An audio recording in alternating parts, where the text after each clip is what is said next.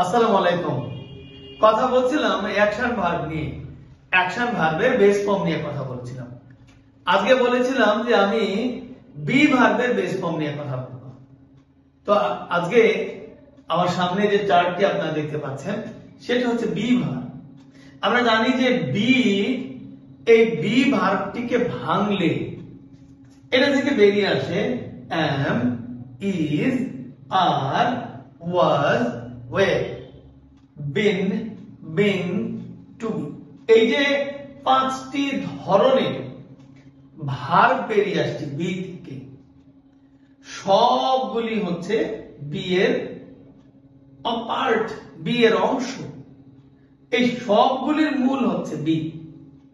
B মানে am, is, are, আর am, is, are মানে এটা হচ্ছে বি ভার্বের present form V1। was, were মানে হচ্ছে বি ভার্বের পাস্ট ফর্ম V2 আমরা এটাকে বলে থাকি।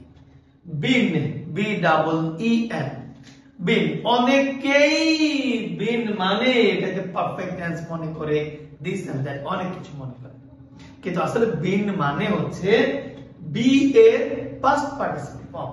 ধরেন আমি বললাম যে গো, ওয়েন্ট, গন, এই যে তিনটা ফর্ম সেম ভাবে am, is, are মানে প্রেজেন্ট, was, were মানে পাস্ট, আর been মানে হচ্ছে বি এর পাস্ট পার্টিসিপল ফর্ম।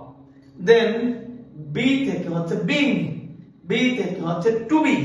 এই পাঁচটা ফর্ম বি থেকে আসছে, আর এদের সবার অরিজিনাল একদম মূল একদম রুট হচ্ছে বি।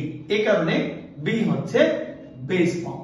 তাহলে গত ক্লাসে আমরা শিখলাম অ্যাকশন ভার্বের মূলটা হচ্ছে বেস ফর্ম, আর এছাড়া বি ভার্বের বেস ফর্ম হচ্ছে বি। ভালো থাকবে সবাই। আসসালামু আলাইকুম।